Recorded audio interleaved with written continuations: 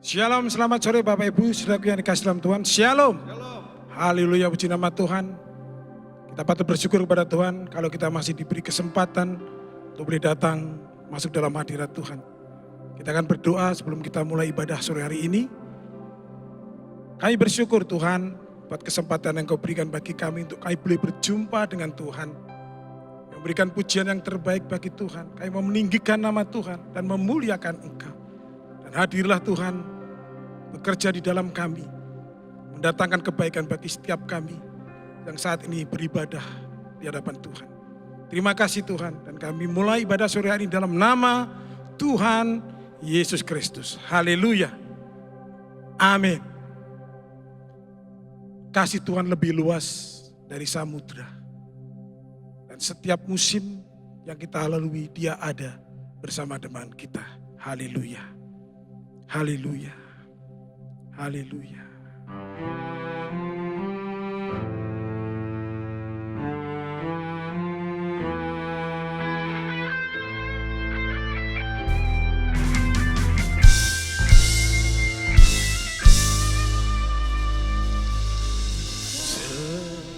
Musim berlalu, namun Kau selalu peliharaku. Kasih dan setiamu tak pernah layu di hidupku.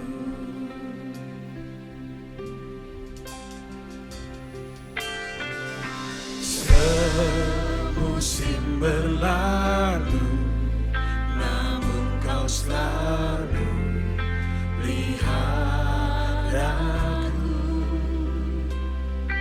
Kasih dan setiamu tak pernah layu di hidupku. Lebih luas dari samudra, kebaikan-Mu Bapa takkan habis di hidupku. Lebih tinggi dari cakrawala, tak terbatas kasih-Mu. Sungguh ku bersyukur.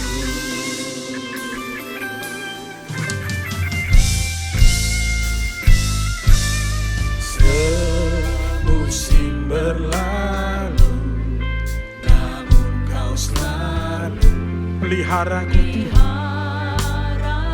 Terima kasih Bapak. Kasih dan setiamu tak pernah layu di hidupku. Katakan lebih luas dari samudra. Lebih luas dari samudra, kebaikan-Mu Bapa takkan habis di hidupku. Lebih tinggi dari cakrawala, tak terbatas kasih. Sungguh kami bersyukur Tuhan. Lebih luas dari samudra, kebaikan-Mu Bapa takkan habis di hidupku. Oh, lebih tinggi dari cakrawala, tak terbatas kasih-Mu. Sungguh kami bersyukur Tuhan.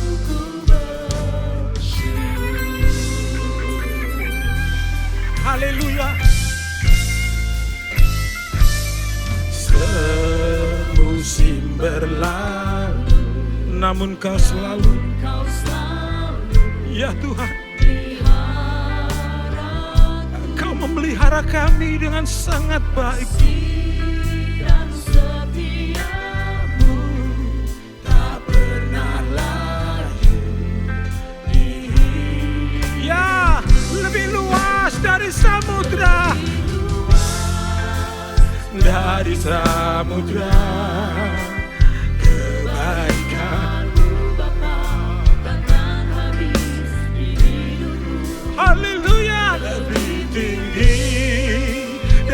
cakrawala, tak terbatas kasih-Mu. Sungguh kami bersyukur, lebih luas dari samudra.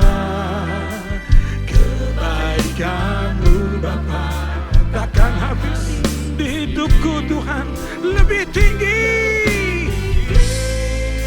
dari cakrawala, tak terbatas kasih-Mu. Sungguh Bapa,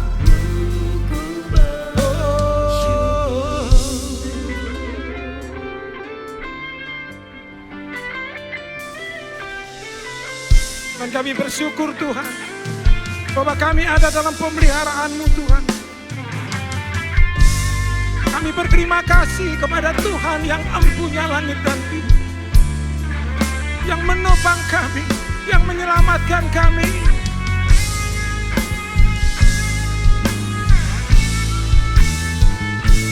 Lebih luas dari samudra, kebaikan-Mu Bapa takkan habis. Ya, lebih tinggi dari cakrawala, tak terbatas kasih-Mu. Sungguh ku bersyukur Tuhan, lebih luas dari samudra, kebaikan-Mu Bapa takkan habis. Ya, katakan lebih tinggi dari cakrawala, tak terbatas kasih-Mu. Sungguh ku bersyukur, tak terbatas kasih-Mu. Sungguh ku bersyukur.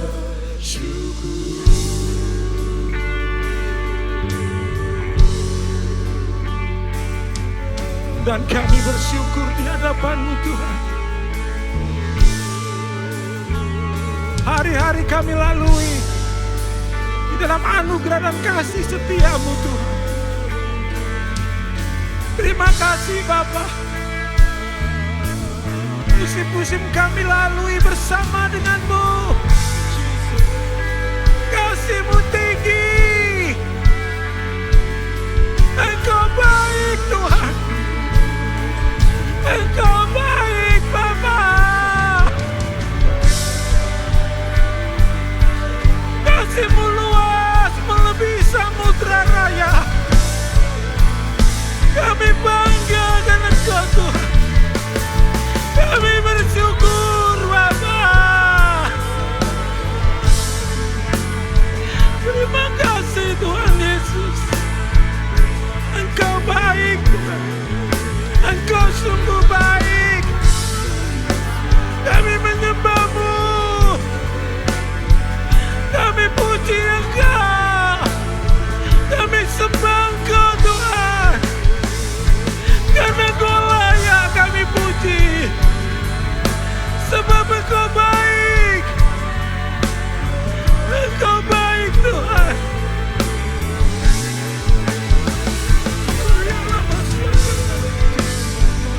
Segala kemuliaan, segala kehormatan hanya bagi Tuhan. Engkau sang pemelihara kami. Engkau Allah kami. Kami memuja-Mu Tuhan. Kami memuji nama-Mu. Kami bersyukur. Sungguh kami bersyukur di hadapan-Mu Tuhan.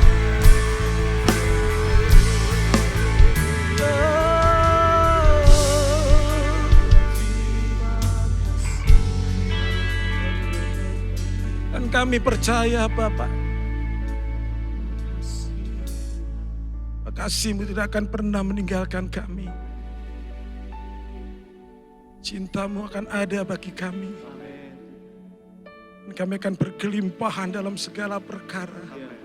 Di dalam Tuhan Yesus, Allah yang dahsyat. yang ku sembah dan ku puji.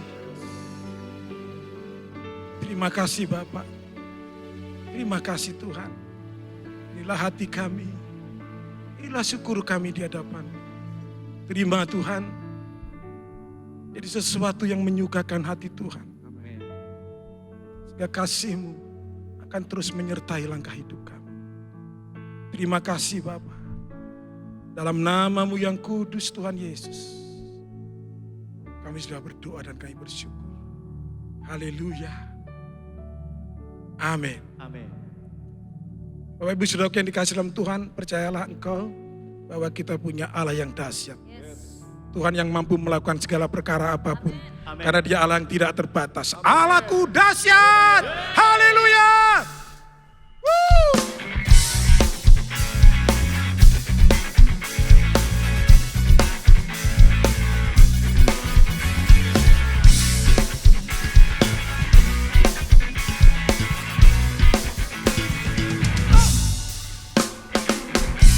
Dari utara ke selatan terdengar pujian bagi Allah.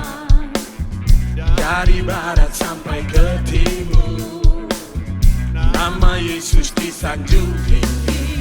Dari pulau-pulau, lembah-lembah, gunung-gunung yang tinggi, kemuliaannya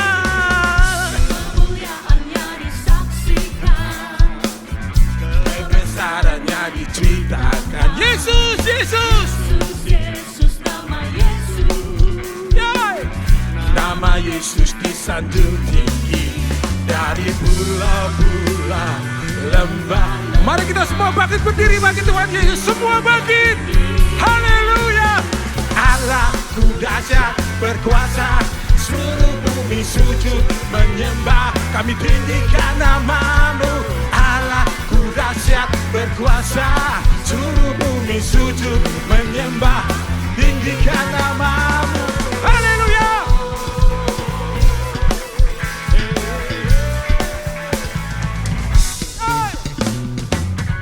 Dari utara ke selatan. Terdengar pujian bagi Allah. Dari barat sampai ke timur. Nama siapa? Nama Yesus disanjung tinggi. Dari pulau-pulau, lembah-lembah, gunung-gunung yang tinggi, kemuliaannya. Kemuliaannya disaksikan. Kebesarannya diceritakan. Yesus, Yesus. Yesus, nama Yesus. Nama Yesus disanjung. Dari mana? Dari pulau-pulau, lembah-lembah. Katakan, Allahku dahsyat. Allahku dahsyat berkuasa. Seluruh bumi sujud menyembah. Tinggikan nama. Allahku dahsyat berkuasa. Seluruh bumi sujud menyembah. Tinggikan Allahku dahsyat. Allahku dahsyat berkuasa. Seluruh bumi sujud menyembah. Kami tinggikan nama. Allahku dahsyat. Sekali lagi, nyanyi dengan lebih bersemangat lagi. Haleluya. Hey. Woo. Dari utara ke selatan terdengar. Terdengar pujian bagi Allah. Dari mana? Dari barat sampai ke timur. Nama siapa yang disanjung tinggi? Yesus disanjung tinggi. Dari pulau-pulau, Lembah-lembah, gunung-gunung, gunung yang kemuliaannya. Hanya disaksikan, kebesarannya diceritakan. Yesus, Yesus, nama Yesus. Nama Yesus. nama Yesus disanjung Yeah. tinggi. Dari pulau-pulau, lembah-lembah. Di mana? Katakan Allahku dahsyat. Allahku dahsyat berkuasa. Seluruh bumi sujud menyembah. Tinggikan nama. Allahku dahsyat. Seluruh bumi sujud menyembah, tinggikan nama-Nya. Allah Dahsyat berkuasa, seluruh bumi sujud menyembah. Haleluya. Tinggikan namamu, Allahku dahsyat berkuasa, seluruh bumi sujud. Semua dengan keras katakan, Allahku dahsyat berkuasa, seluruh bumi sujud menyembah, tinggikan nama-Mu. Allahku dahsyat berkuasa, seluruh bumi sujud menyembah, Tinggikan namamu, oh, tinggikan nama-Mu, tinggikan nama-Mu. Allahku dahsyat. Haleluya. Kita punya Allah yang dahsyat. Maka jangan takut. Dengan Tuhan kita semua akan aman. Denganmu Tuhan. Yeay.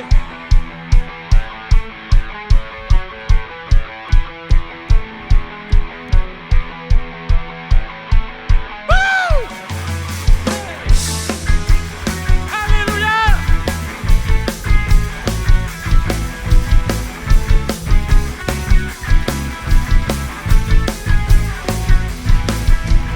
Tak pernah ku ragu akan kesetiaan-Mu.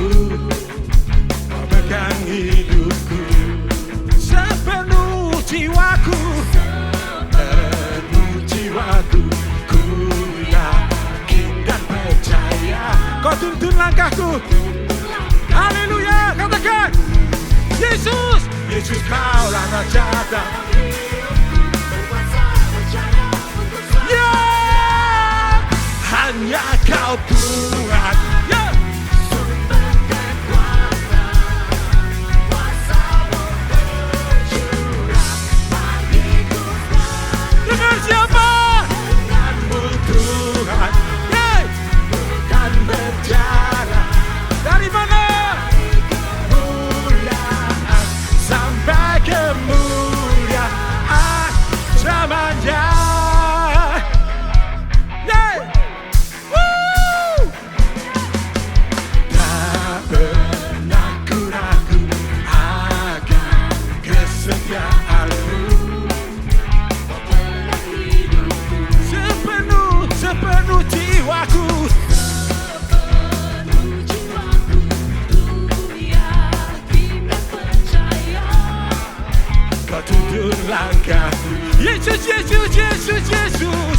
Yesus Kaulah Raja Dalam hidup berkuasa berjaya untuk selamat. Ya, hanya Kau Tuhan. Ya, sumber kekuatan, kuasa-Mu tercurah bagiku selamanya. Denganmu, ya, bukan berjalan dari mana? Kemuliaan sampai kemuliaan. hanya Kau Tuhan. Hey! Sumber kekuatan, kuasa-Mu bagiku senantiasa. Denganmu Tuhan, ya aku kan berjalan. Dari mana? Kemuliaan zamannya. Haleluya. Woo. Amin. Haleluya. Hey.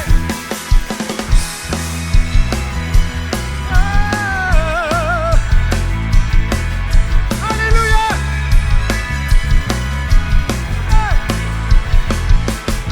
Yesus Kaulah Raja dalam hidup. Katakan lagi. Siapa? Hanya Kau Tuhan. Yeah. Sumber kekuatan, kuasa-Mu bagiku senantiasa. Denganmu Tuhan, ku kan berjalan. Dari mana?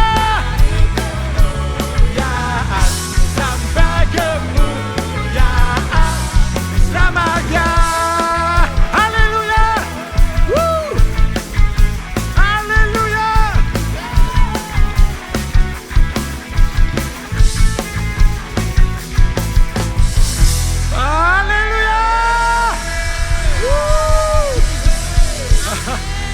Haleluya. Dan kuasanya besar bagi orang-orang yang percaya kepada Tuhan. Haleluya. Haleluya.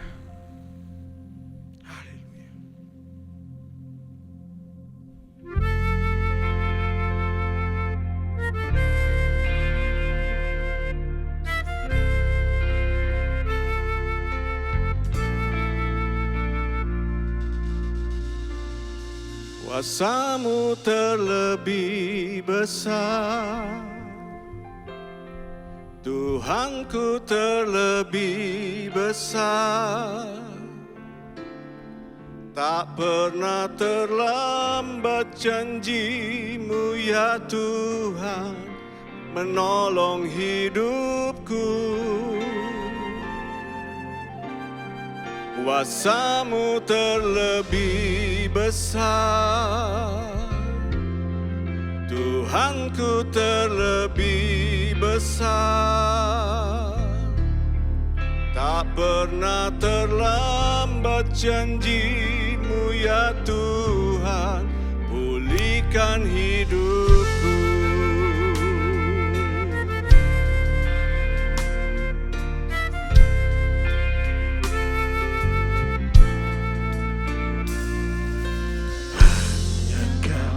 Tuhan penolongku,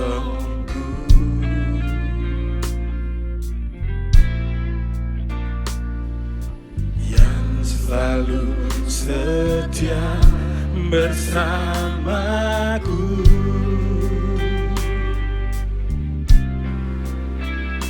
Kasih-Mu yang sanggup mengubah kehidupanku. Sungguh ku berserah, sungguh ku percaya. Kuasa-Mu terlebih besar, Tuhanku terlebih besar. Tak pernah terlambat janji-Mu ya Tuhan, menolong hidupku. Kuasa-Mu, kuasa-Mu, kuasa-Mu terlebih besar, Tuhanku terlebih besar.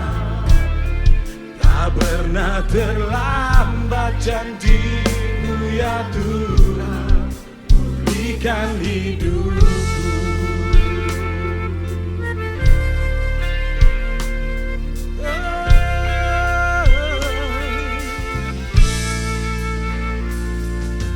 Hanya Kau Tuhan penolongku. Yes. Yang selalu setia bersamaku. Kasih-Mu,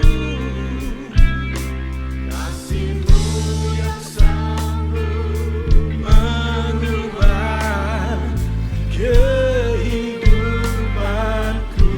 Dan kami katakan sekarang Tuhan, sungguh ku berserah, sungguh ku percaya. Kuasa-Mu terlebih besar, Tuhanku terlebih besar. Tak pernah terlambat janji-Mu ya Tuhan, menolong hidupku. Oh, kuasa-Mu, kuasa-Mu terlebih besar, Tuhanku terlebih besar. Tak pernah terlambat janji-Mu ya Tuhan, pulihkan hidup. Yang percaya Tuhan, angkat tanganmu di hadapan Tuhan dan katakan, kuasa-Mu, ya, biar kuasa-Mu nyata di dalam kami Tuhan. Ya, nyatakan kuasa-Mu Bapa. Yes, sekarang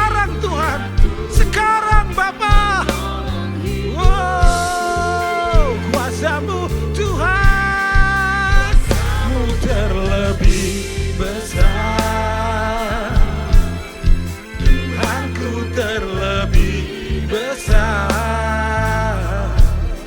Tak pernah terlambat janji-Mu ya Tuhan, pulihkan hidup. Katakan, ku percaya, yes, Kau bekerja mendatangkan kebaikan di hidupku. Dengan percaya semua katakan, ku percaya. Oh, Kau bekerja menyatakan kebaikan, menyatakan kebaikan.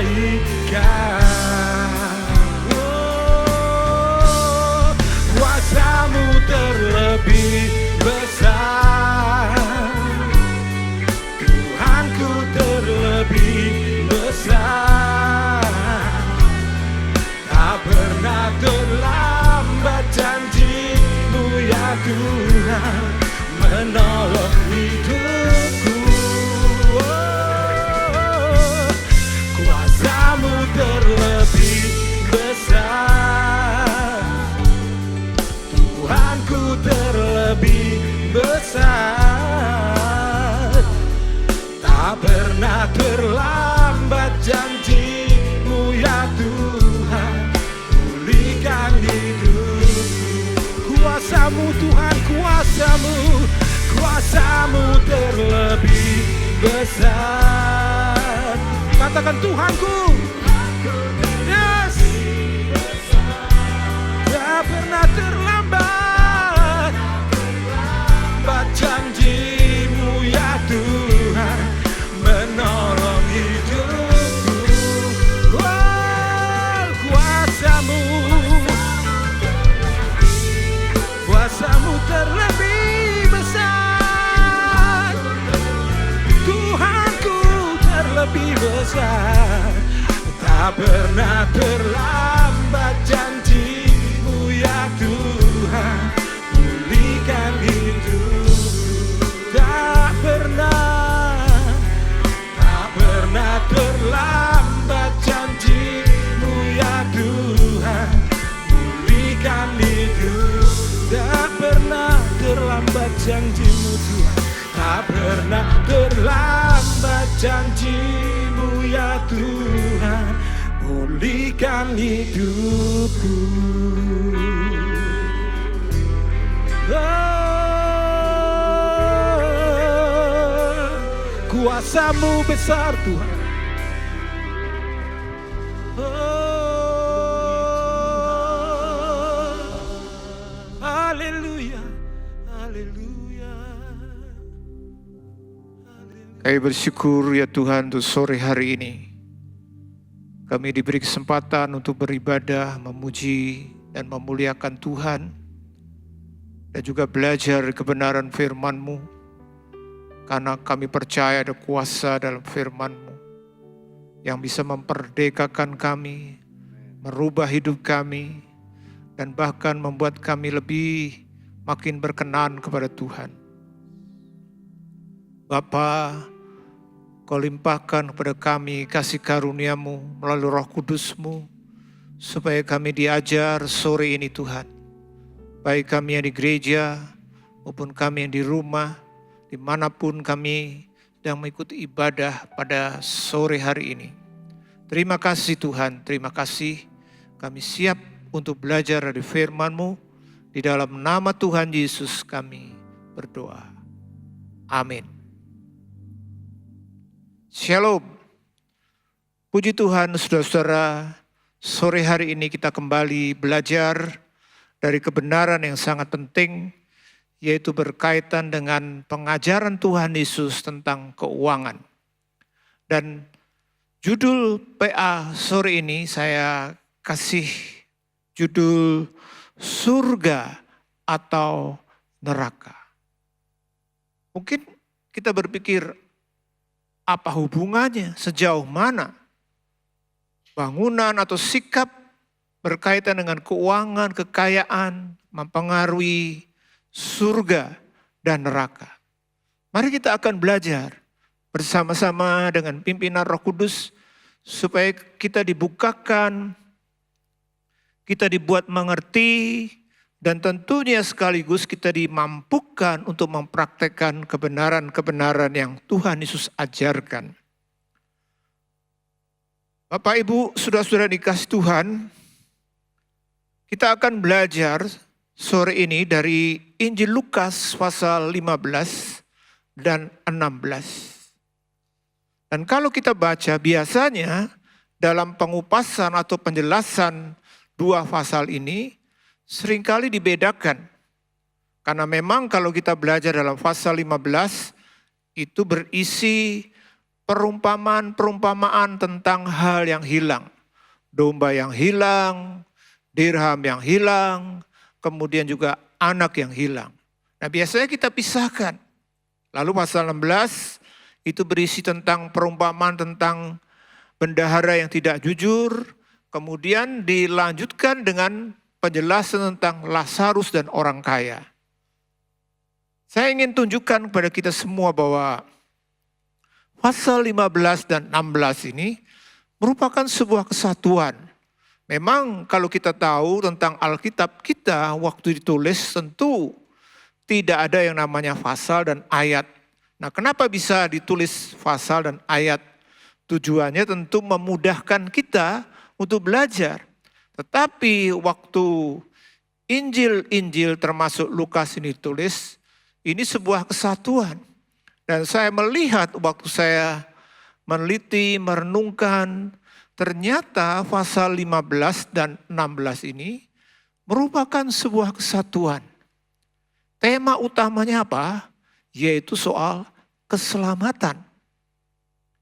Dan itu dibuktikan dengan perumpamaan-perumpamaan tentang domba yang hilang, dirham yang hilang, kemudian juga berkaitan dengan anak yang terhilang. Semua itu menyangkut soal keselamatan.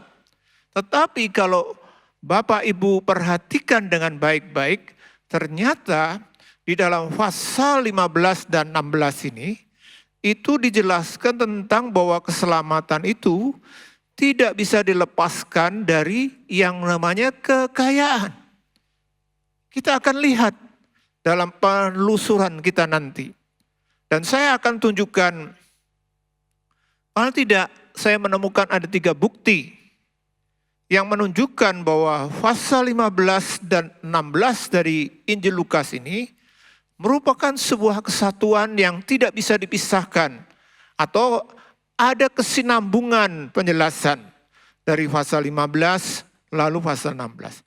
Paling tidak ada 3 yang menunjukkan bahwa pasal 15 dan 16 Injil Lukas ini ada kaitan satu sama lain. Yang pertama berkaitan dengan tema, kemudian yang kedua berkaitan dengan pendengar, dan yang ketiga adalah berkaitan tempat di mana Tuhan Yesus itu mengajar. Nah kalau kita bicara soal tema, kita bisa baca dalam Lukas 15 ayat 32 dikatakan, Kita patut bersukacita dan bergembira karena adikmu telah mati dan menjadi hidup kembali. Ia telah hilang dan didapat kembali. Kalau kita pelajari dalam Lukas 15 ini, diwakili saya bacakan satu ayat, yaitu apa? Dikatakan adikmu telah mati dan menjadi hidup kembali. Yang hilang didapat kembali. Ini bicara soal jiwa yang diselamatkan. Pasal 15 itu sama. Perumpamaan domba yang hilang, kemudian yang kedua dirham yang hilang, lalu anak yang hilang, selalu dikutip atau ditutup dengan ayat yang serupa, yaitu berkenaan dengan kalau ada satu orang selamat, surga itu bersukacita luar biasa. Lalu kalau saudara baca dalam pasal 16, sebenarnya hal yang berkaitan keselamatan itu tetap disinggung.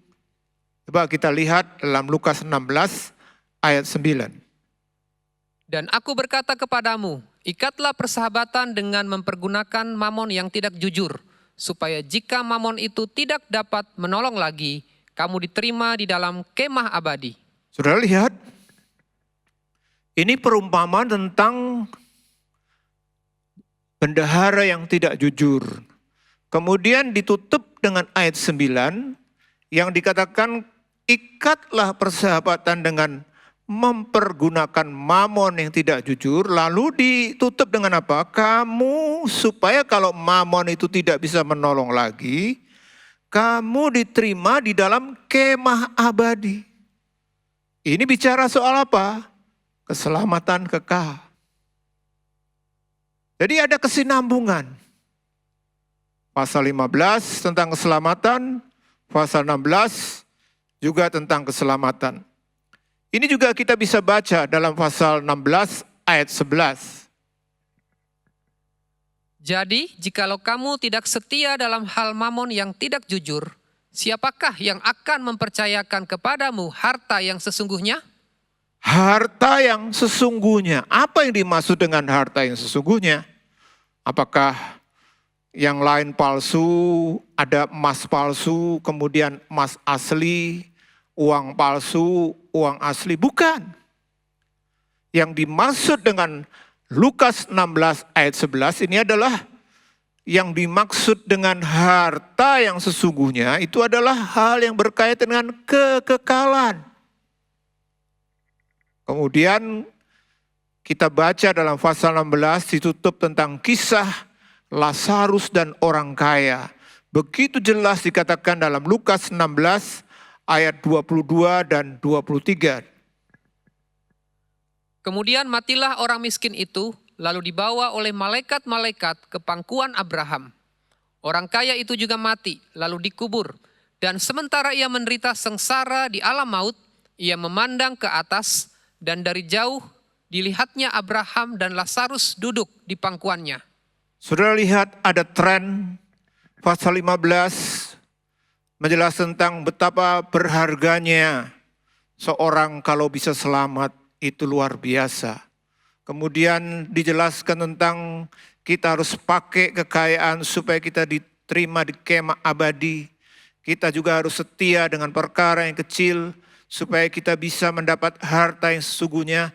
Dan apa itu yang namanya surga dan neraka yang merupakan bagian kita diselamatkan atau sebaliknya kita dihukum. Itu dijelaskan dalam Lukas 16 tentang Lazarus dan orang kaya. Dikatakan waktu Lazarus mati, dia dibawa oleh malaikat-malaikat ke pangkuan Abraham.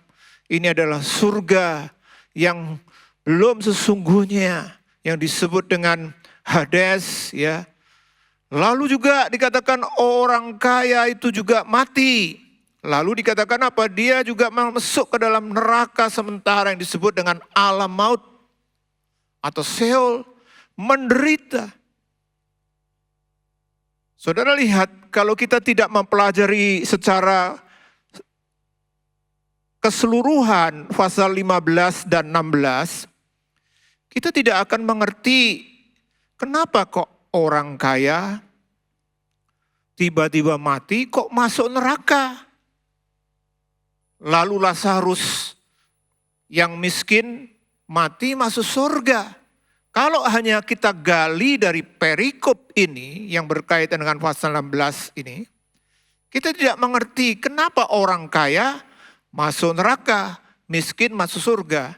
Apakah ini mewakili kebenaran bahwa kalau orang kaya itu masuk neraka, miskin masuk surga? Tidak. Maka melalui kebenaran-kebenaran yang dijelaskan dalam pasal 15 dan 16 ini kita menemukan bukan masalah kaya, juga bukan masalah miskin orang itu masuk surga atau neraka. Orang kaya bisa masuk surga, tapi juga orang kaya bisa masuk neraka. Orang miskin bisa masuk surga, orang miskin juga bisa masuk neraka. Kita akan belajar Dan ternyata sikap hidup yang berkaitan keuangan ini sangat mempengaruhi apakah kita terhalang untuk masuk surga atau sebaliknya kita masuk surga. Lalu juga kalau kita lihat dalam Injil Lukas 15:16, ada kesatuan berkaitan dengan apa? Pendengar. Pendengarnya sama. Orang yang mendengar pengajaran Tuhan Yesus dalam pasal 15 dan 16 ini sama. Coba kita lihat dalam Lukas 15 ayat 1 dan sampai 3. Para pemungut cukai dan orang-orang berdosa biasanya datang kepada Yesus untuk mendengarkan dia. Maka bersungut-sungutlah orang-orang Farisi dan ahli-ahli Taurat, katanya, ia menerima orang-orang berdosa dan makan bersama-sama dengan mereka. Lalu ia mengatakan perumpamaan ini kepada mereka. Sudah lihat pasal 15 ayat 1 sebelum Tuhan Yesus menjelaskan tentang perumpamaan domba yang hilang, dirham yang hilang, kemudian juga anak yang hilang. Dimulai dengan siapa yang Tuhan Yesus terangkan tentang kebenaran-kebenaran tersebut. Kita lihat bisa tahu dari ayat 1 ini siapa mereka. Yang pertama dikatakan para pemungut cukai dan orang-orang berdosa yang biasanya datang kepada Yesus untuk mendengarkannya. Jadi ada orang pemungut cukai, orang-orang berdosa, waktu itu mendengar Yesus mengajar atau berkhotbah. Tapi juga hadir orang-orang Farisi dan ahli Taurat. Ini kita baca dalam ayat 2 dikatakan, maka bersungut-sungutlah orang-orang Farisi dan ahli Taurat. Jadi pendengar keduanya adalah kelompok orang Farisi ahli Taurat. Nah kita lihat dalam pasal 16, sama juga waktu Tuhan Yesus menyinggung soal Lazarus, orang kaya, kemudian juga yang lain, sama yang mendengar. Coba dibacakan Lukas 16 ayat 14. Semuanya itu didengar oleh orang-orang Farisi, hamba-hamba uang itu, dan mereka mencemoohkan dia. Orang-orang Farisi. Jadi 15-16 ini sebuah pengajaran yang kalau sekarang satu khotbah dari Tuhan Yesus, satu kesempatan Tuhan Yesus mengajar, dua pasal ini diterangkan. Dan juga tentunya ada murid-murid kalau kita baca dalam Lukas 16 ayat 1. Dan Yesus berkata kepada murid-muridnya, Ya, jadi paling tidak ada 3 kelompok yang konsisten mendengar khotbah pengajaran Tuhan Yesus yang diterangkan di dalam pasal 15 dan 16 ini. Siapa? Pemungut cukai, orang-orang berdosa, kemudian ahli Taurat, orang Farisi, dan murid-murid. Saudara, dari dua bukti ini saja kita bisa tahu bahwa pasal 15 dan 16 Injil Lukas itu sebuah seri yang tidak bisa dilepaskan satu sama lain. Kemudian untuk menguatkan, kalau saya mempelajari dari beberapa penafsiran, kemudian juga ensiklopedia, ternyata tempat waktu Tuhan Yesus mengajar dalam pasal 15 ini adalah tempatnya sama, yaitu di Perea. Dalam PB, Perea adalah wilayah yang pernah dikunjungi oleh Tuhan Yesus. Dan banyak ahli menyatakan tentang pelayanan Yesus di Perea. Ini saya tunjukkan sedikit, ini peta. Kemudian kalau sudah lihat, ini Yudea, ada Samaria, kemudian ada Galilea. Nah kita semua tahu saudara-saudara bahwa orang Yahudi itu sangat anti kalau melewati Samaria. Karena sejarah Samaria dianggap bukan lagi orang Yahudi asli. Sehingga kalau misalnya mereka adakan perjalanan dari Yudea menuju ke Galilea, ini karena ini sama-sama, melewatnya bukan Samaria ini tidak, tapi Perea ini, samping ini, kemudian baru ke Galilea. Tuhan Yesus pun juga dalam beberapa kesempatan, dia juga melayani di daerah Perea. Dan beberapa ahli Alkitab, mereka sepakat bahwa Injil Lukas pasal 9 ayat 51 sampai pasal 18 ayat 34 itu menjelaskan tentang Tuhan Yesus waktu itu mengajar, melayani di daerah Perea. Bapak Ibu, dari 3 bukti ini kita yakin sekarang bahwa pengajaran Tuhan Yesus pasal 15-16 ini punya kaitan satu sama lain, yaitu tentang apa? Keselamatan dan tidak bisa dilepaskan dari hubungannya dengan keuangan atau kekayaan. Nah, sekarang kita akan coba pelajari bagian per bagian dari 2 pasal ini. Saya berdoa kiranya setiap kita boleh dibuat mengerti dan kita mendapat berkat melalui pengajaran ini. Yang pertama, saudara-saudara, kita akan belajar tentang perumpamaan tentang dirham yang hilang. Memang saya tidak menyinggung soal domba karena domba jelas sekali tidak ada kaitannya dengan uang. Tapi perumpamaan yang kedua yang Tuhan pakai untuk menjelaskan tentang keselamatan atau jiwa yang selamat itu berkaitan dengan uang. Dalam hal ini adalah dirham. Yang merupakan gambaran dari manusia yang membutuhkan keselamatan. Kita bisa baca dalam Injil Lukas pasal 15 ayat 8 dan sampai 10. Demikian firman Tuhan. Atau perempuan manakah yang mempunyai 10 dirham, dan jika ia kehilangan 1 di antaranya, tidak menyalakan pelita dan menyapu rumah serta mencarinya dengan cermat sampai ia menemukannya? Dan kalau ia telah menemukannya, ia memanggil sahabat-sahabat dan tetangga-tetangganya serta berkata, "Bersukacitalah bersama-sama dengan aku, sebab dirhamku yang hilang telah kutemukan. Aku berkata kepadamu, demikian juga akan ada sukacita pada malaikat-malaikat Allah karena 1 orang berdosa yang bertobat." Bapak Ibu, saudara-saudara, jujur aja selama ini saya tidak terlalu menggali bagian ini karena tapi coba kalau kita coba renungkan dirham, itu sebenarnya mata uang yang tidak terlalu mahal atau tidak terlalu besar nilainya. Kalau tidak salah, ya tidak sampai $1 untuk 1 dirham. Tapi saudara lihat di sini, pada waktu Tuhan Yesus berkata, kalau wanita lalu waktu 10 dirhamnya 1 hilang, lalu dikatakan dalam ayat yang ke-9 tadi atau 8 tadi dikatakan, dia mencarinya dengan cermat sampai ia menemukannya. Loh, misalnya kalau Bapak Ibu pernah kehilangan uang Rp10.000, kita naikkanlah nilai dirhamnya 10.000. Hilang. Kita cari pasti ya, kita pasti akan cari. Tapi tidak sampai, dicari sampai ketemu. Kenapa? Ya 10.000. Yang lebih lagi dikatakan waktu dirhamnya ketemu,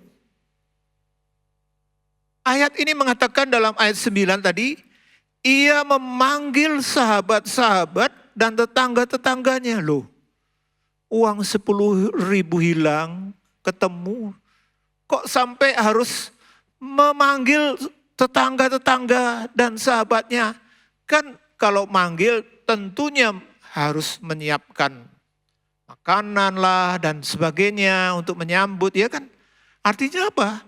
Uang 10.000 hilang, lalu ngundang sedemikian banyak orang. Orang Jawa bilang enggak cucuk.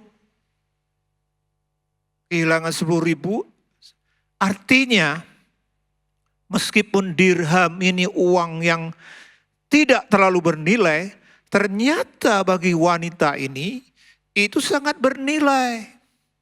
Kenapa? Nah, waktu saya menggali dan merenungkan ini saya baru tahu, Bapak Ibu, jujur aja. Sebelum ini saya belum pernah tahu kenapa kok wanita ini dirham hilang dari 10 yang dia punya, 1 itu ketemu setelah hilang. Dia begitu bersukacita sampai ngundang tetangga-tetangga untuk merayakan 10.000 rupiah hilang ketemu. Bahkan Tuhan Yesus menutup perumpamaan ini dan mengatakan, demikian juga akan ada sukacita malaikat-malaikat Allah karena satu orang berdosa yang bertobat. Orang yang bertobat disamakan dengan 1 dirham yang hilang. Apakah ini berarti jiwa itu murah? Bukan. Kita bisa lihat dari konteks ini, yaitu tradisi Yahudi tentang pernikahan.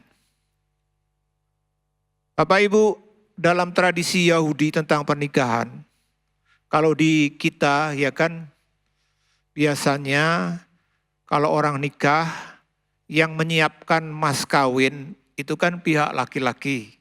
Waktu melamar dia membawa mas kawin. Kemudian kalau pesta biasanya pihak perempuan yang pesta. Walaupun pihak laki juga bisa pesta. Tapi di tradisi Yahudi ternyata tidak. Pihak wanita itu yang justru memberikan mas kawin. Sedangkan yang membiayai pesta pernikahan itu pihak laki-laki. Sebenarnya lebih adil ya kan. Walaupun mas kawin itu besar, tapi tidak sebesar pesta. Nah dalam konteks inilah, lalu apa mas kawinnya wanita waktu mau menikah? Itu adalah dari dirham-dirham itu. Jadi ketika seorang wanita mau menikah, dia harus menyiapkan mas kawinnya. Dari apa? Dari uang yang telah dia kumpulkan sepanjang hidupnya, yaitu dirham-dirham tadi. Dia ambil 10, kemudian dikait atau dibuat menjadi hiasan kepala yang dia kenakan waktu hari pernikahan.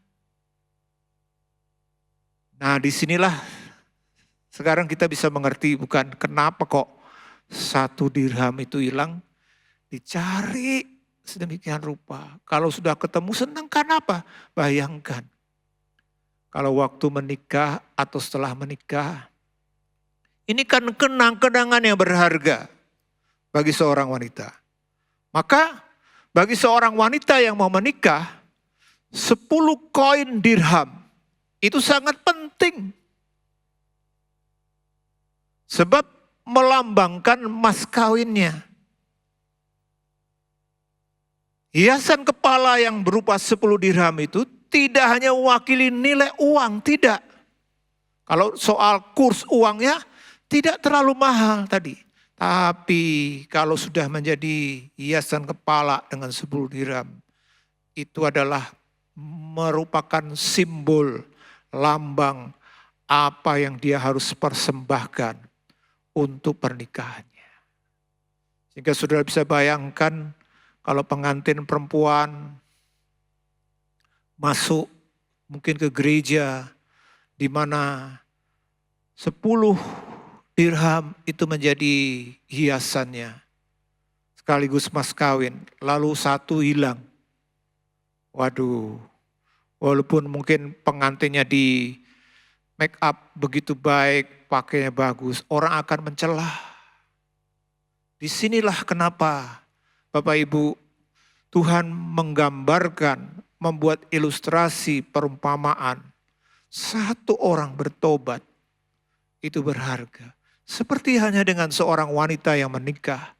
Kalau kalung kepalanya 1 hilang, aduh itu mempermalukan. Hiasan kepala ini sangat berharga bagi para wanita yang mau menikah atau setelah menikah.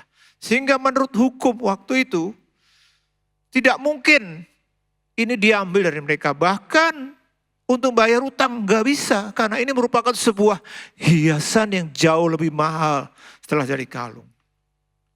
Nah inilah yang menyebabkan Lukas 15 ayat 9 mengatakan, Dan kalau ia telah menemukannya, ia memanggil sahabat-sahabat dan tetangga-tetangganya serta berkata, Bersukacitalah bersama-sama dengan aku, sebab dirhamku yang hilang itu telah kutemukan. Nah ini saudara,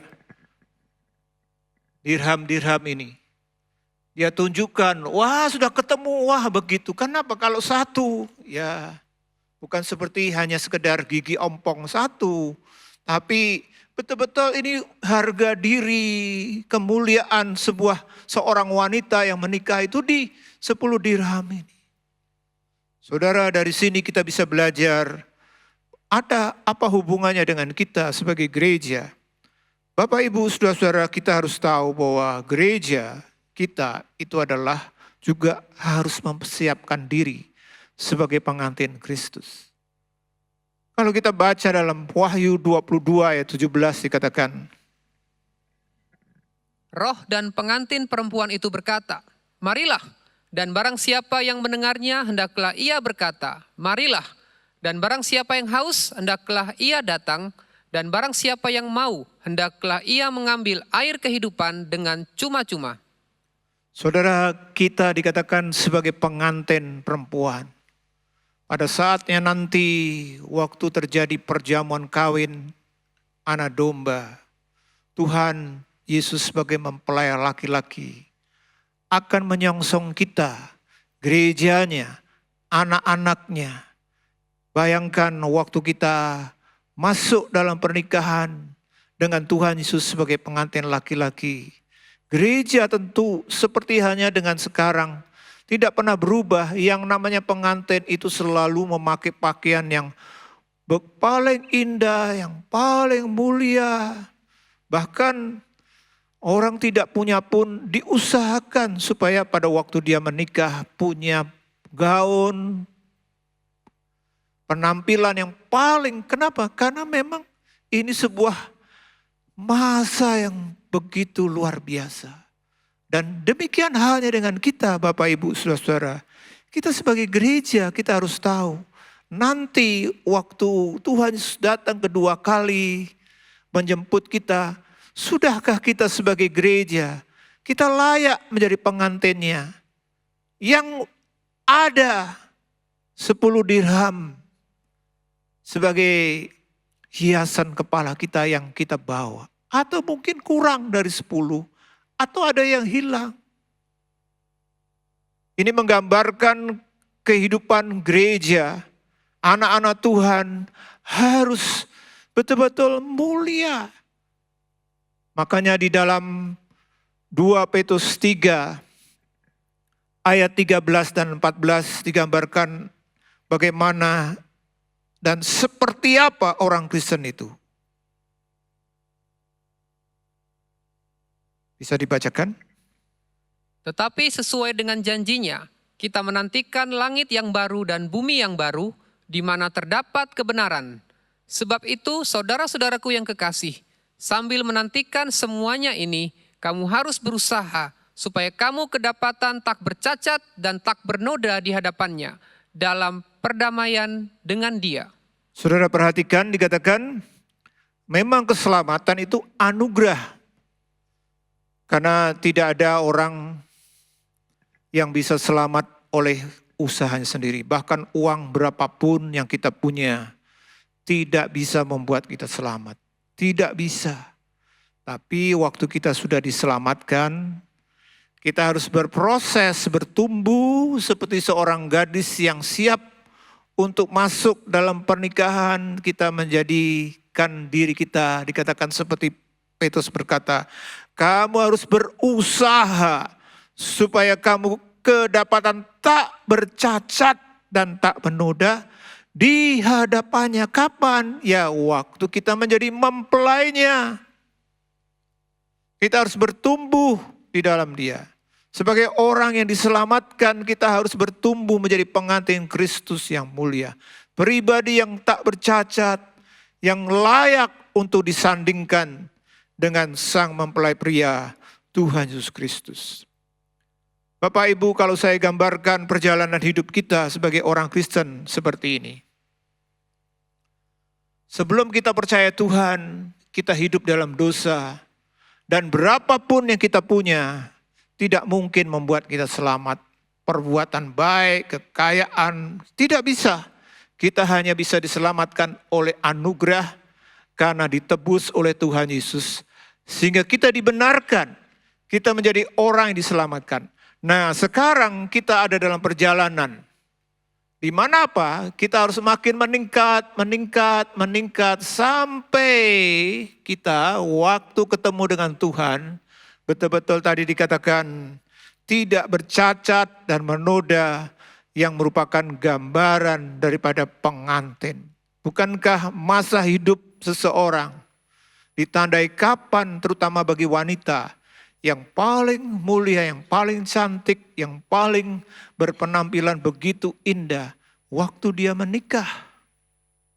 Walaupun secara ada kekecualian secara umum dimanapun tradisi pernikahan itu tidak ada yang menggampangkan hal yang namanya hari pernikahan khususnya untuk wanita. Dimanapun tradisi dunia ini sama. Demikian juga di Alkitab. Maka dalam hal ini kita perlu untuk menyiapkan diri supaya kita menjadi pengantin Kristus yang layak. Efesus pasal 2 ayat 6 sampai 10 tentang keselamatan. Coba tolong dibacakan. Dan di dalam Kristus Yesus, Ia telah membangkitkan kita juga dan memberikan tempat bersama-sama dengan Dia di surga, supaya pada masa yang akan datang, Ia menunjukkan kepada kita kekayaan kasih karunia-Nya yang melimpah-limpah sesuai dengan kebaikan-Nya terhadap kita dalam Kristus Yesus. Sebab karena kasih karunia kamu diselamatkan oleh iman, itu bukan hasil usahamu, tetapi pemberian Allah. Itu bukan hasil pekerjaanmu. Jangan ada orang yang membegahkan diri. Karena kita ini buatan Allah, diciptakan dalam Kristus Yesus untuk melakukan pekerjaan baik yang dipersiapkan Allah sebelumnya. Ia mau supaya kita hidup di dalamnya. Saudara perhatikan di sini bahwa selamat itu memang kasih karunia. Ayat 8 mengatakan sebab karena kasih karunia kamu diselamatkan oleh iman. Ini bukan hasil usahamu. Jadi apapun yang kita punya, apapun yang kita bisa, itu tidak akan pernah kita bisa membuat kita selamat dengan kekuatan kita sendiri. Anugerah keselamatan. Tapi Bapak Ibu kita perlu perhatikan bahwa waktu kita diselamatkan, kita sedang diciptakan baru. Menjadi manusia-manusia yang akhirnya menjadi pengantin tadi. Punya status, punya posisi, punya karakter seperti pengantin yang mulia. Dan caranya gimana?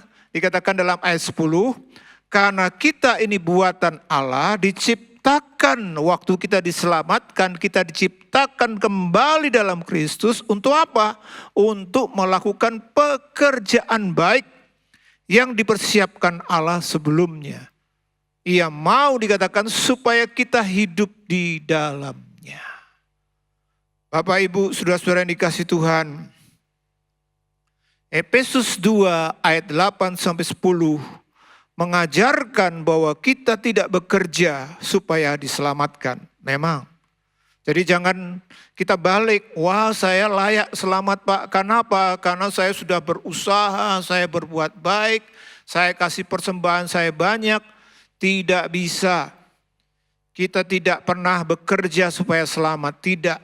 Tapi kita waktu diselamatkan, kita dikembalikan kepada jati diri kita, yaitu apa? Menjadi manusia-manusia yang bekerja, yang sekarang untuk kemuliaan Tuhan. Karena bekerja adalah desain Allah yang kekal bagi manusia ciptaannya.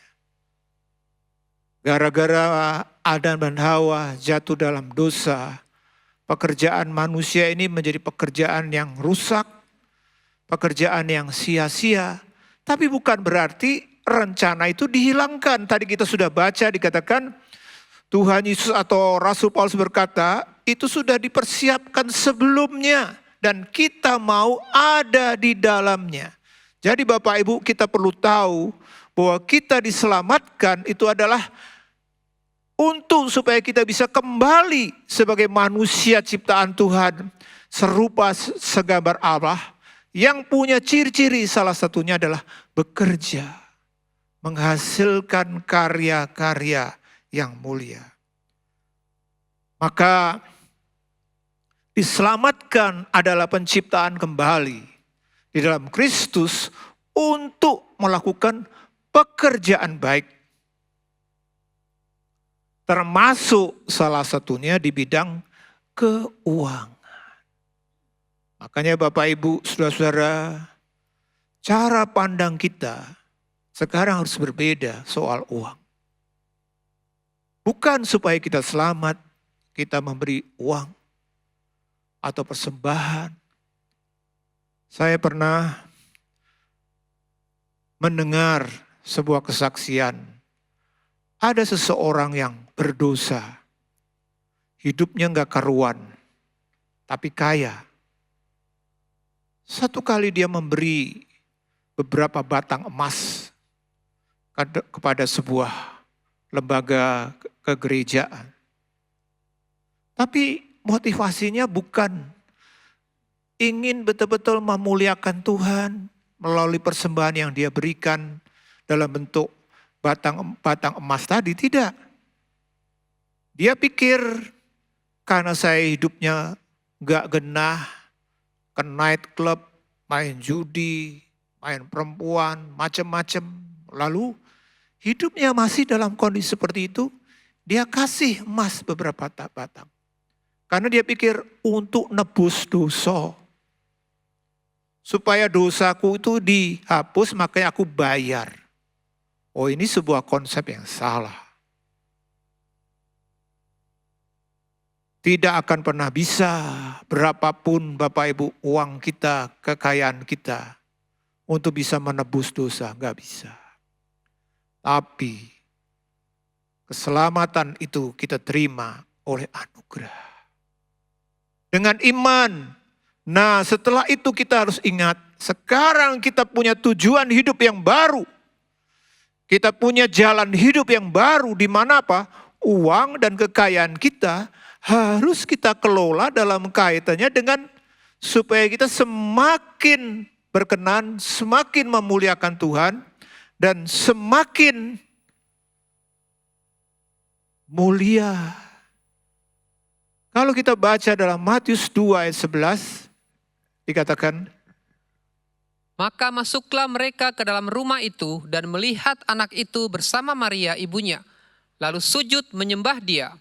Mereka pun membuka tempat harta bendanya dan mempersembahkan persembahan kepadanya, yaitu emas, kemenyan, dan mur. persembahan untuk kemuliaan Tuhan. Kemudian Wahyu 21 ayat 24 sampai 26 juga dikatakan, Dan bangsa-bangsa akan berjalan di dalam cahayanya, dan raja-raja di bumi membawa kekayaan mereka kepadanya. Dan pintu-pintu gerbangnya tidak akan ditutup pada siang hari, sebab malam tidak akan ada lagi di sana, dan kekayaan dan hormat bangsa-bangsa akan dibawa kepadanya. persembahan yang memuliakan Tuhan. Ini perlu kita lakukan. Tapi bukan berarti supaya diselamatkan, tapi supaya memuliakan Tuhan sebagai hormat kita, sebagai bagian dari kerja kita dalam kaitan dengan rencana dan kehendak Tuhan. Makanya dalam Injil Lukas pasal 16 ayat 9 dikatakan demikian. Dan aku berkata kepadamu, ikatlah persahabatan dengan mempergunakan mamon yang tidak jujur, supaya jika mamon itu tidak dapat menolong lagi, kamu diterima di dalam kemah abadi. Ya, jadi Tuhan bilang ikatlah persahabatan dengan mempergunakan mamon atau uang, kekayaan. Supaya apa? Supaya kita diterima di kemah abadi. Artinya apa? Karena kita kemuliaan kita salah satunya adalah bagaimana kita dalam hidup ini kita bekerja mencari uang. Sekaligus semua itu kita persembahkan kepada Tuhan. Makanya dalam 1 Timotius 6 ayat 18 dan 19 juga dikatakan, Peringatkanlah agar mereka itu berbuat baik, menjadi kaya dalam kebajikan, suka memberi dan membagi. Dan dengan demikian, mengumpulkan suatu harta sebagai dasar yang baik bagi dirinya di waktu yang akan datang untuk mencapai hidup yang sebenarnya. Saudara perhatikan kemuliaan kita sebagai pengantin Kristus, itu juga harus ada perhiasan 10 dirham tadi itu. Ini mewakili kekayaan kita, harta kita harus masuk dalam bagian dari pekerjaan Tuhan. Karena dikatakan dalam ayat 18, peringatkanlah agar mereka itu berbuat baik, menjadi kaya dalam kebajikan, suka memberi dan membagi. Supaya apa? Dikatakan dengan demikian mengumpulkan suatu harta sebagai dasar yang baik bagi dirinya di waktu yang akan datang untuk mencapai hidup yang sebenarnya. Money, uang harus dipakai untuk misi Tuhan. Nah, ini bentuk daripada kita itu mulai menyiapkan tadi seperti mas kawin itu. Maka Bapak Ibu saudara-saudara dikasih Tuhan, sebagai jemaat, 2 minggu yang lalu kita juga sudah belajar bahwa sebagai pengikut Tuhan Yesus, kita harus memberi persembahan. Dengan uang kita, kekayaan kita. Bukan hanya orang-orang kaya yang punya uang yang lebih, tapi bahkan diwakili dengan janda yang miskin yang hanya punya 1 duit pun. Dia bisa dan bahkan memberi persembahan. Kenapa? Karena ini ada kaitannya dengan hidup kita mulia atau tidak. Kadang-kadang ada orang bilang begini, lupa yang penting kan tenaga. Ya memang tenaga itu persembahan. Yang penting kan saya ikut memikirkan. Tapi kalau dia punya uang, uangnya tidak dipersembahkan. Karena firman Tuhan juga mengatakan, di mana ada hartamu, di situ hatimu. Kalau hati kita di bank, karena uang kita di bank. Nah sekarang apakah hati kita itu di surga, itu juga ditentukan dari apa? Apakah kita sudah menginvestasikan harta kekayaan kita ke surga dengan cara apa? Terlibat di dalam misi Tuhan. Terlibat dalam pelayanan melalui kekayaan kita, melalui harta kita. Nah ini pelajaran yang kita bisa pelajari, khususnya berkaitan dengan apa? Khususnya berkaitan dengan penginjilan. Makanya gereja kita Bapak Ibu ada yang namanya Badan Misi Apostolik. Dalam setahun, anggaran untuk membiayai badan misi ini sangat besar. Nilainya dibandingkan dengan seluruh jumlah anggaran gereja kita. Tapi para pemimpin konsisten dan rela. Kenapa? Karena ini memang yang Tuhan kehendaki. Jadi Bapak Ibu saudara-saudara, jemaat Tuhan jangan berpikir kalau Bapak Ibu memberi persembahan yang banyak, wah hanya untuk mungkin gembala tidak, atau mungkin hamba Tuhan lokal tidak. Semua hal yang berkaitan dengan pelayanan dan terutama juga berkaitan dengan penginjilan. Kita juga buka sekolah teologi SCT Kristus Alpha Omega yang setiap bulan selalu ada dropping untuk mereka. Kenapa kita lakukan sejak bukan hanya 1-2 tahun, tapi sejak sudah lebih daripada 25 tahun. Karena kita tahu bahwa yang namanya keselamatan jiwa-jiwa itu sangat penting dan berharga. Lalu bagaimana caranya orang-orang di sana yang jauh-jauh bisa selamat? Harus ada orang yang diutus. Nah kalau cuma diutus, apakah bisa jalan, bisa hidup? Tidak bisa, ditopang dengan persembahan, dengan uang. Disinilah makna daripada dirham yang hilang itu. Dan sekarang kita akan belajar perumpamaan yang kedua yang dijelaskan di dalam Lukas pasal 15. Yaitu apa? Perumpamaan tentang anak yang hilang. Di satu sisi ini menjelaskan tentang keselamatan anak yang murtad atau jauh akhirnya bisa kembali selamat. Tapi di dalam pengajaran Tuhan Yesus tentang ini, Tuhan juga menyisipkan sebuah pesan yang penting, yaitu bahwa kalau selamat itu atau keselamatan itu bisa rusak atau bisa hilang karena terikat dengan kekayaan. Nah, ini Tuhan sisipkan. Karena memang Tuhan ingin mengajar dan mengingatkan, salah satunya orang Farisi yang tadi kita baca dikatakan hamba-hamba uang. Lalu Tuhan juga ingatkan pemungut cukai yang identik dengan uang atau kekayaan. Pendengar-pendengarnya adalah kelompok-kelompok yang sangat pegang uang. Makanya Tuhan ingatkan, selamat nomor satu, tapi kekayaan itu bisa merusak keselamatan. Nah, ini kita belajar dari anak yang terhilang. Kenapa? Ya, tidak ada lain.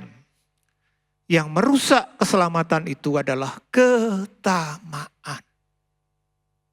Kalau kita baca dalam 1 Timotius 6 ayat 9 dan 10 dikatakan, Tetapi mereka yang ingin kaya terjatuh ke dalam pencobaan, ke dalam jerat, dan ke dalam berbagai-bagai nafsu yang hampa dan yang mencelakakan, yang menenggelamkan manusia ke dalam keruntuhan dan kebinasaan. Karena akar segala kejahatan ialah cinta uang, sebab oleh memburu uanglah beberapa orang telah menyimpang dari iman dan menyiksa dirinya dengan berbagai-bagai duka. Sudah perhatikan di sini, walaupun kita selamat bukan karena kekayaan, tapi kekayaan itu bisa menjadi penghalang sekaligus perusak keselamatan kita. Rasul Paulus berkata, mereka yang ingin kaya terjatuh ke dalam pencobaan.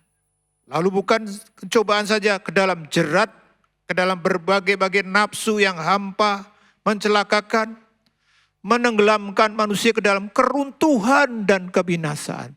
Jadi keselamatan kita bisa hilang, keselamatan kita bisa rusak, iman kita juga bisa rusak pada waktu kita mulai salah dalam mengelola kekayaan. Makanya ayat 10 mengatakan karena akar segala kejahatan. Wah, bukankah ini satu dalil yang mungkin kita katakan terlalu berlebihan? Akar segala kejahatan. Itu dikatakan cinta uang. Dan dilanjutkan Paulus berkata, sebab oleh memburu uanglah beberapa orang telah menyimpang dari iman. Iman seseorang bisa menyimpang karena cinta uang. Bahkan menyiksa diri dengan berbagai-bagai duka karena uang. Dan inilah yang terjadi di dalam diri anak yang hilang. Karena digambarkan dalam kisah itu, seorang bapak punya 2 orang anak. Hubungannya harmonis, baik. Tapi tiba-tiba yang muda bilang, "Pak, warisan dibagi." Ini saja sudah kurang pas ya kan. Orang tuanya masih hidup, sudah minta warisan. Bagi. Akhirnya karena sang ayah yang baik, dibagi. Gara-gara kaya kekayaan, akhirnya apa? Si bungsu pisah dari orang tuanya, ayahnya. Ini merupakan masalah akhir zaman, Bapak Ibu, kita harus tahu. Kalau kita baca dalam Lukas pasal 12 ayat 15 dikatakan, Katanya lagi kepada mereka, berjaga-jagalah dan waspadalah terhadap segala ketamakan, sebab walaupun seorang berlimpah-limpah hartanya, Hidupnya tidaklah tergantung daripada kekayaannya itu. Ya, Tuhan Yesus dalam Injil Lukas pasal 12 mengingatkan, berjaga-jagalah dan waspadalah terhadap apa? Segala ketamaan. Juga dalam Lukas 8 ayat 14 dikatakan, Yang jatuh dalam semak duri ialah orang yang telah mendengar firman itu, dan dalam pertumbuhan selanjutnya mereka terhimpit oleh kekhawatiran dan kekayaan dan kenikmatan hidup, sehingga mereka tidak menghasilkan buah yang matang.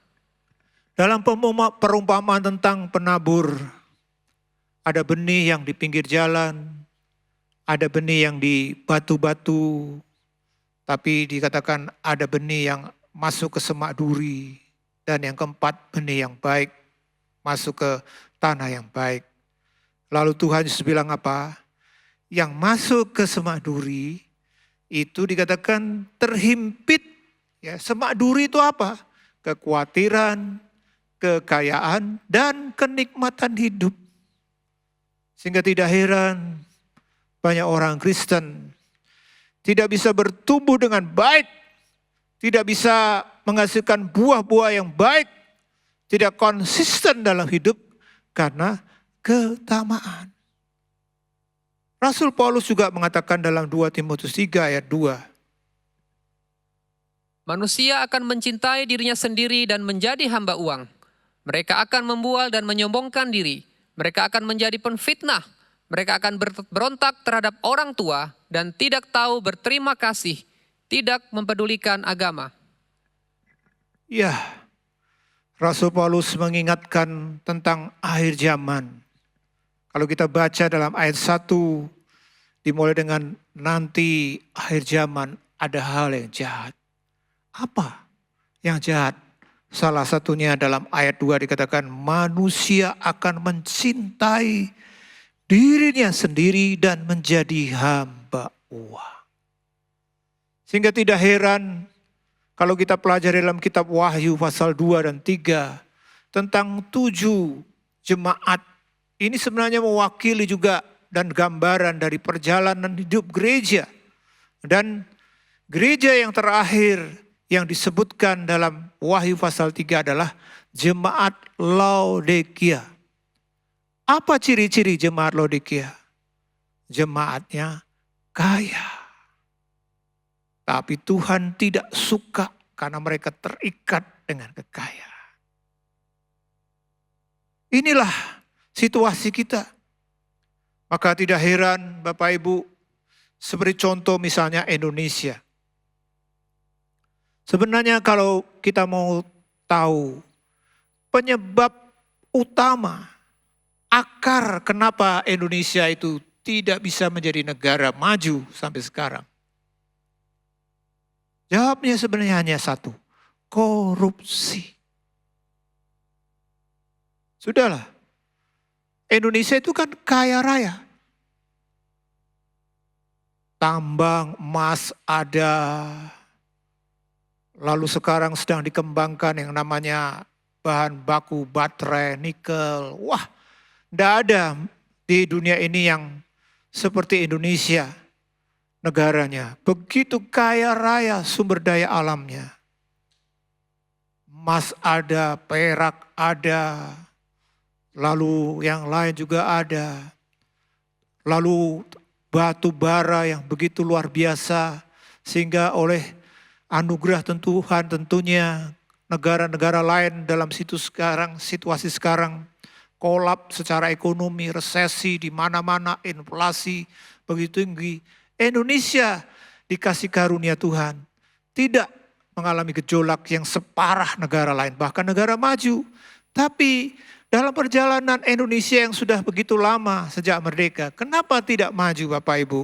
Karena ini, ketamaan itu mengakibatkan terjadinya sikap korupsi. Coba kalau orang-orang pejabat, bahkan kita sudah ada yang namanya KPK ya kan. Sudah cukup lama, tapi tetap aja yang namanya korupsi itu ada. Kenapa ini bisa terjadi? Ya karena tamak. Ketamaan akan mendorong orang untuk apa? Untuk ya melakukan hal-hal yang sebenarnya salah dan tidak benar. Lalu apa lagi? Judi. Judi apa saja, judi online, judi apa. Tidak pernah mati, saudara-saudara. Walaupun dilarang sedemikian rupa, tidak pernah mati. Kenapa? Ya, penyebabnya salah satunya tamak. Lalu, kalau Bapak Ibu ikuti berita-berita namanya investasi bodong atau investasi apa, yang selalu ada iming-iming. Bunganya lebih besar. Sebenarnya secara logika kan tidak masuk. Coba bayangkan kerja misalnya ya kan. Bisa punya keuntungan 1 bulan sekian persen. Bank kalau deposito hanya sekitar 5-6% misalnya. Orang itu bisa bilang, oh nanti bisa 10% lebih. Atau mungkin 20% dalam setahun. Wah, ini sebenarnya kan kalau dipikir tidak masuk akal. Tapi kenapa orang selalu, kalau Bapak Ibu baca kadang-kadang ada satu lembaga keuangan bisa meraup sampai bukan hanya jutaan, bukan hanya miliaran, triliunan. Ada yang sampai 100 sekian triliun. Padahal uangnya dipakai. Coba kerugian sedemikian rupa sampai gara-gara ini banyak korban yang sakit, bahkan ada yang bunuh diri. Kenapa? Ujung atau awal-awalnya. Akarnya apa? Tamak. Ketamakan. Maka mari Bapak Ibu kita perlu jaga. Karena kita sudah belajar juga bahwa kita tidak bisa lepas memang dari uang. Tapi uang bukan segala-galanya. Kita perlu jaga hidup kita untuk tetap apa? Tetap hidup menjadikan Tuhan itu nomor 1. Caranya gimana? Mari uang kita pakai. Bukan hanya untuk kepentingan diri, untuk hal-hal yang berkaitan dengan kefanaan ini. Seperti tadi kita baca dikatakan, bangunlah persahabatan dengan uang yang tidak jujur ini. Supaya pada waktu uang itu tidak bisa dipakai, kita diterima di kemah abadi. Kita perlu jaga keseimbangan antara cari uang, menjadi kaya, tapi juga tetap menjadikan Tuhan. Itu harus menjadi nomor 1. Caranya, ya dengan kita harus terlibat dalam pekerjaan Tuhan melalui keuangan kita. Keuangan kita. Puji Tuhan. Mari kita datang pada Tuhan. Saya undang kita akan berdiri bersama-sama. Kita akan menyanyikan nyanyian Basuh Aku di Dalam Darah-Mu.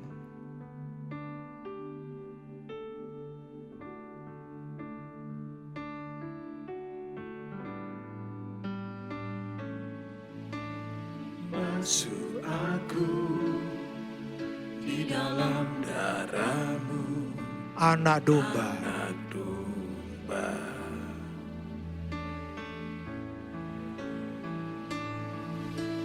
Jamah bibir, luruskan hatiku. Ku rindu kemuliaan Tuhan. Ku rindu kemuliaan Tuhan. Lebih dari segala harta. Segala harta Jadikan ku hamba berkenan kepadamu. Basuh aku di dalam darah-Mu. Basuh aku di dalam darah-Mu. Ya Tuhan, jamah bibir, luruskan hatiku dengan Roh-Mu. Ku rindu kemuliaan Tuhan, ku rindu kemuliaan Tuhan, lebih dari segala harta. Jadikan ku hamba berkenan kepadamu, lebih dari segalanya, lebih dari segalanya. Ya Tuhan, ku ingin Kau Tuhan, emas perak dan permata,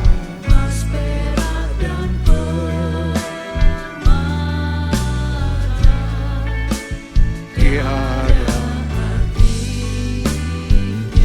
Ku ingin lebih dekat, ku ingin lebih dekat, bersekutu denganmu. Jadikan ku hamba setia kepadamu, lebih dari segalanya, lebih dari segalanya. Amin Tuhan. Biar kita mau rindu Tuhan lebih dari yang lain. Emas, perak dan permata tiada. Ku ingin lebih dekat, ku ingin lebih, ya Tuhan, bersekutu denganmu, bersekutu denganmu. Jadikan ku hamba setia kepadamu.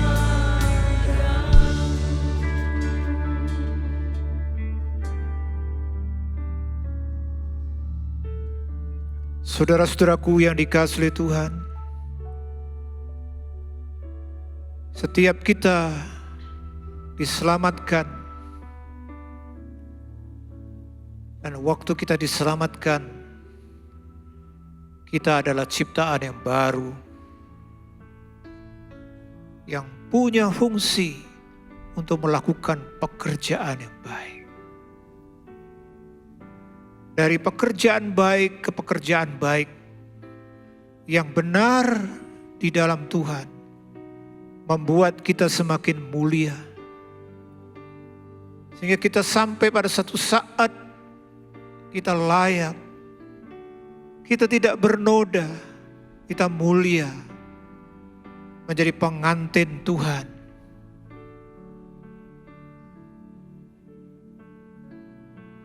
Dan salah satu hiasan pengantin itu adalah hiasan yang terdiri dari 10 dirham. Yang menggambarkan bahwa kita perlu terlibat di dalam menyelamatkan jiwa-jiwa dengan kekayaan kita, dengan harta kita, dengan uang kita. Mari, supaya justru jangan sampai yang terjadi adalah sebaliknya. Kita diberkati, kita makin kaya, tapi terikat dengan ketamakan. Sehingga akhirnya keselamatan itu bisa rusak. Iman kita bisa menyimpang, bahkan kita bisa masuk kepada kebinasaan. Tuhan, terima kasih untuk malam hari ini kami diingatkan. Karena kami sadar Tuhan, kami tidak bisa lepas dari yang namanya uang dan harta. Bahkan tiap hari kami harus kerja cari uang. Dan kadang-kadang kami bisa salah. Kami begitu terikat dengan uang. Sehingga iman kami, cara hidup kami menjadi salah. Tapi malam ini kiranya Engkau menegur kami ya Tuhan. Kalau mungkin mulai ada yang terikat dengan uang lebih daripada Tuhan. Kami lebih mencintai uang lebih daripada Tuhan. Tolong kami Tuhan. Supaya kami di jalur yang benar. Kami menjadikan Tuhan nomor satu. Kerinduan kami satu-satunya adalah Tuhan. Terima kasih Bapa, terima kasih. Engkau berkati kami semua yang sudah mendengar firman-Mu pada malam hari ini. Terima kasih Tuhan, terima kasih. Dan sekarang kita angkat tangan kita untuk menerima berkat-Nya. Saudara-saudaraku yang dikasihi oleh Tuhan, terimalah berkat di dalam kasih karunia Tuhan Yesus Kristus, kasih Allah Bapa, dan dengan persekutuan Roh Kudus, biarlah menyertai kita semua mulai malam hari ini, bahkan sampai Maranatha, Tuhan Yesus datang kedua kali menjemput kita semua. Haleluya. Amin. Hai Inspiration People, jangan lupa untuk mengikuti iGen Online Service setiap Sabtu jam 5 sore di YouTube channel Generasi Inspirasi. God bless. Penyaluran kolekte maupun persembahan lainnya dapat dilakukan melalui transfer ke nomor rekening gereja dengan nomor 009 707 2071 atas nama Megawati dan Lee Irwande atau dengan scan QR Code berikut ini.